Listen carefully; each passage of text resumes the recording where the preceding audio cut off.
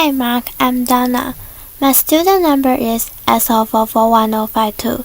Today I'm going to read a speech delivered by Joshua Foer. Feats of memory anyone can do. I'm a freshman in NCUE. I'd like to invite you to close your eyes. Imagine yourself standing outside the front door of your home. I'd like you to notice the color of the door, the material that it's made out of. Now visualize a pack of overwise nudists on bicycles. Laughter. They are competing in a naked bicycle race, and they are headed straight for your front door. I need you to actually see this. They are pedaling really hard, they are sweaty, they are bouncing around a lot, and they crash straight into the front door of your home. Bicycles fly everywhere, wheels roll past you, spots end up in awkward places. Stay over the threshold of your door into your foyer, your hallway, whatever's on the other side, and appreciate the quality of the light. The light is shining down on Cookie Monster. Cookie Monster is waving at you from his perch on top of a tin horse. It's a talking horse. You can practically feel his blue fur tickling your nose. You can smell the oatmeal raisin cookie that he's about to shovel into his mouth. Walk past him into your living room. In your living room, in full imaginative broadband, picture Britney Spears. She's scantily clad. She's dancing on your coffee table and she's singing "Hey Me Baby" one more time, and then follow me into your kitchen. In your kitchen, the floor has been paved over with a yellow brick road, and out of your oven are coming towards your Dorothy, the Tin Man, the Scarecrow, and the Lion from the Wizard of Oz, hand in hand, skimming straight towards you. Okay, open your eyes. I want to tell you about a very bizarre contest that is held every spring in New York City. It's called the United States Memory Championship. And I had gone to cover this contest a few years back as a science journalist, expecting, I guess, that this was going to be like the Super Bowl of savants. This was a bunch of guys and a few ladies, widely varying in both age and hygienic upkeep. Laughter. They were memorizing hundreds of random numbers, looking at them just once. They were memorizing the names of dozens and dozens and dozens of strangers. They were memorizing entire poems in just a few minutes. They were competing to see who could memorize the order of a shuffled pack of playing cards the fattest. I was like, this is unbelievable. These people must be freaks of nature. And I started talking to a few of the competitors. This is a guy called Ed Cook, who had come over from England, where he had one of the best trained memories. And I said to him, Ed, when did you realize that you were a savant? And Ed was like, I'm not a savant. In fact, I have just an average memory.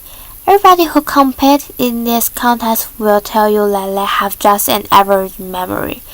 We've all trained ourselves to perform this utterly miraculous feat of memory using a set of ancient techniques invented 2,500 years ago in Greece, the same techniques that Caesar had used to memorize his speeches, that medieval scholars had used to memorize entire books.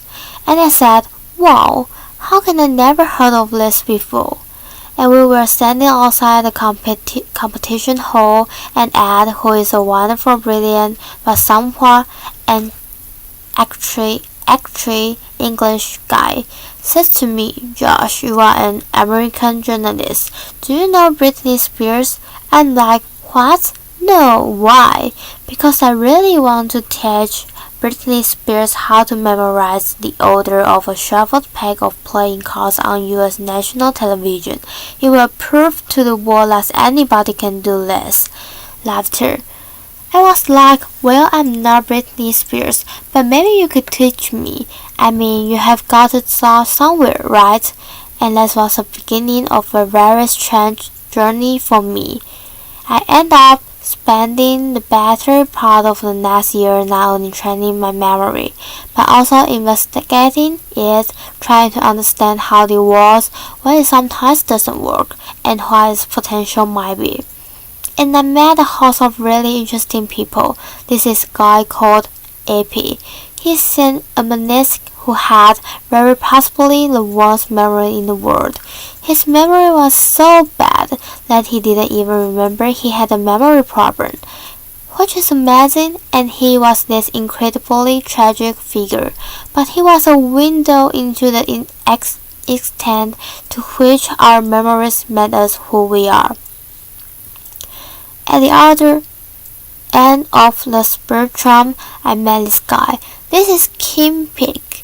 He was the bassist for Dustin Hoffman's character in the movie Rain Man. We spent an afternoon together in the Salt Lake City Public Library, memorizing phone books, which was stimulating laughter.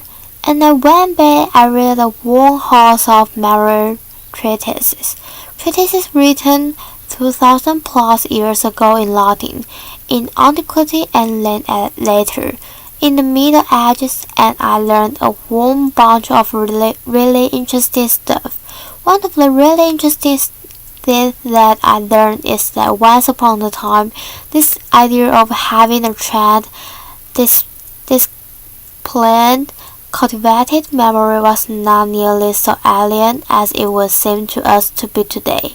Once upon a time, people investing in their memories in laboriously functioning their minds. Over the last few millennia, we have invented a series of technologies, from the alphabet to the scroll to the codex, the printing press, photography, the computer, the smartphone, that have made it progressively easier and easier for us to externalize our memories, for us to essentially outsource this fundamental human capacity. These technologies have made our modern world possible, but they have also changed us. They have changed us culturally, and I would argue that they have changed us cognitively. Having little need to remember anymore, it sometimes seems like we have forgotten how. One of the last places on earth where you still find people passionate about this idea of trend, discipline, this cultivated memory is at this totally singular memory contest. It's actually not that singular. There are contests held all over the world, and I was fascinated. I wanted to know how do these guys do it. A few years back, a group of researchers at University College London brought a bunch of memory champions into the lab. They wanted to know, do these guys have brains that are somehow structurally, anatomically different from the rest of ours? The answer was no, and they're smarter than the rest of us. They gave them a bunch of cognitive tests, and the answer was not really. There was, however, one really interesting and telling difference between the brains of the memory champions and the control subjects that they were comparing them to. When they put these guys in an fMRI machine, scanned their brains while they were memorizing numbers and people's faces and pictures of snowflakes, they found that the memory champions were lighting up different parts of the brain than everyone else. Of note, they were using, or they seemed to be using, a part of the brain that's involved in spatial memory and navigation. Why? And is there something that the rest of us can learn from this? The sport of competitive memorizing is driven by a kind of arms race where every year somebody comes out with a new way to remember more stuff more quickly, and then the rest of the field has to play catch up. This is my friend Ben Pitmore, three-time world memory champion. On his desk in front of him are 36 shuffled packs of playing cards that he is about to try to memorize in 1 hour, using a technique that he invented and he alone has mastered. He used a similar technique to memorize the precise order of 4,140 random binary digits in half an hour. Laughter. Yeah. And while there are a whole host of ways of remembering stuff in these competitions, everything, all of the techniques that are being used, ultimately come down to a concept that psychologists refer to as elaborative encoding, and is well illustrated by a nifty paradox known as the Baker-Baker paradox, which goes like this. If I tell two people to remember the same word, if I say to you, remember that there's a guy named Baker, that is his name, and I say to you, remember that there is a guy who is a baker, okay? And I come back to you at some point later on, and I say, do you remember that word that I told you a while back? Do you remember what it was? The person who was told his name is Baker is less likely to remember the same word than the person who was told his job is a baker. Same word, different amount of remembering. That's weird. What's going on here? Well, the name Baker doesn't actually mean anything to you. It is entirely authorized from all of the other memories floating around in your skull. But the common non-baker, we know bakers. Bakers wear funny white hats. Bakers have flour on their hands. Bakers smell good when they come home from work. Maybe we even know a baker, and when we first hear that word, we start putting this associational words into it. That made it easier to fish it back out at some later date. The entire art of what is going on in this memory contest, and the entire art of remembering stuff better in everyday life, is figuring out ways to transform capital B bakers into lowercase b bakers, to take information that is lacking in context, in significance, in meaning, and transform it in some way, so that it becomes meaningful in the light of all the other things that you have in your mind. One of the more elaborate techniques for doing this dates back 2,500 years to ancient Greece. It came to be known as the Memory Palace. The story behind its creation goes like this. There was a poet called Simonides, who was attending a banquet. He was actually the hired entertainment, because back then, if you wanted to throw a really slamming party, you didn't hire a DJ. You hired a poet, and he stands up, delivers his poem from memory, walks out the door, and at the moment he does, the banquet hall collapses. Kills everybody inside. It doesn't just kill everybody. It mangles the bodies beyond all recognition. Nobody can say who was inside. Nobody can say where they were sitting. The bodies can be properly burned. It was tragedy compounding another. Simonides, standing outside, the sole survivor and the wreckage, closes his eyes and has this realization, which is that in his mind's eye, he can see where each of the girls at the banquet had been sitting, and he takes the relatives by the hand and guides them each to their loved ones and the wreckage. What Simonides figure out at the moment is something that I think we all kind of intuitively know, which is that as bad as we are at remembering names and phone numbers and word-for-word instructions from our colleagues, we have really exceptional visual, and spatial memories. If I ask you to recall the first 10 words of the story that I just told you about diamonds, chances are you would have a tough time with it. But I would wager that if I ask you to recall who is sitting on top of Talking 10 halls in your foyer right now, you will be able to see that. The idea behind the memory palace is to create this image at first in your mind's eye, and populate it with images of the things that you want to remember. The crazier, weirder, more bizarre, funnier, racier, thinker the main image is, the more unforgettable it's likely to be. This is advice that's get back 2,000 plus years to the earliest Latin memory treatise.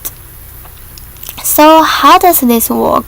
Let's say that you have been invited to TED Center stage to give a speech. Can you want to do this from memory?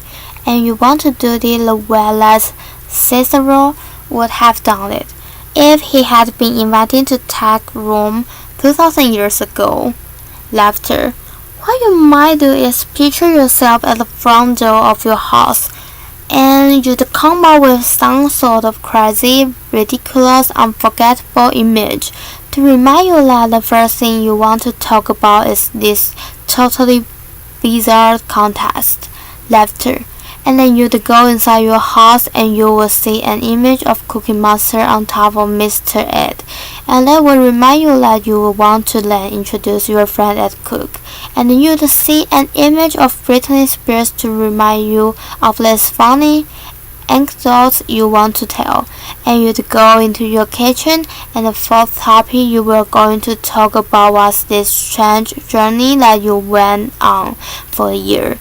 And you'd have some friends to help you remember that. This is how Roman orators memorized their speeches, not word for word, which is just going to screw you up, but topic for topic. In fact, the phrase topic sentence that comes from the Greek word topos, which means place. That's a vestige of when people used to think about oratory and rhetoric in this sort of special terms. The phrase in the first place, that's like in the first place of your memory palace. I thought this was just fascinating, and I got really into it, and I went to a few more of these memory contests, and I had this notion that I might write something longer about this subculture of competitive memorizers. But there was a problem. The problem was that the memory contest is a philologically boring event. Laughter. Truly, it's like a bunch of people sitting around taking the SATs. I mean, the most dramatic it gets is when somebody starts messaging their temples and other journalists, I need something to write about. I know that there is incredible stuff happening in these people's mind, but I don't have access to it. And I realized if I was going to tell this story, I needed to walk in their shoes a little bit, and I so started trying to spend 15 or 20 minutes every morning before I sat down with my New York Times, just trying to remember something. Maybe it was a poem, maybe it was names from an old yearbook that I bought at a flea market. And I found that this was shockingly fun. I never would have expected that. It was fun because this is actually not about training your memory. What you are doing is you are trying to get better and better at creating and dreaming up this utterly indecorous, ranchy, hilarious, and hopefully unforgettable image in your mind's eye, and I got pretty into it. This is me wearing my standard competitive memorizers training kit. Laughter. It's a pair of earmuffs and a set of safety goggles that have been messed over except for two small pinholes because distraction is the competitive memorizer's greatest enemy. I'd end up coming back to that same contest that I had covered a year earlier, and I had this notion that I might enter it, sort of as an experiment in participatory journalism. It would make, I thought, maybe a nice epilogue to all my research. Problem was, the experiment went haywire. I won the contest. Laughter, which really wasn't supposed to happen. Applause. Now it's nice to be able to memorize speeches and phone numbers and shopping lists, but it's actually kind of beside the point. These are just tricks the world because they're based on some pretty basic principles about how our brains work, and you don't have to be building memory palaces of memorizing packs of playing cards to benefit from a little bit of insight about how your mind works. We often talk about people with great memories as though it were some sort of an innate gift, but that is not the case. Great memories are learned at the most basic level. We remember when we pay attention. We remember when we are deeply engaged. We remember when we are able to take a pieces of information and experience and figure out why it is meaningful to us, why it is significant, why it's colorful, why we're able to transform it in some way that makes sense in the lives of all of the other things floating around in our minds, when we are able to transform baker into bakers. The memory palace, these memory techniques, they are just shortcuts. In fact, they are not even really shortcuts. They work because they make you work. They force a kind of depth of processing, a kind of mindfulness that most of us don't normally work around exercising. But there actually are no shortcuts. This is how stuff is made memorable. And I think if there's one thing that I want to leave with you, it was epic. The analyst who couldn't even remember he had a memory problem left me with, which is the notion that our lives are the sum of our memories. How much are we willing to lose from our already short lives, by losing ourselves in our Blackberries, our iPhones, by not paying attention to the human being across from us who is talking with us, by being so lazy that we are not willing to process deeply? I learned firsthand that there are incredible memory capacities that latent in all of us, but if you want to live a memorable life, you have to be the kind of person who remembers to remember. Thank you. Applause.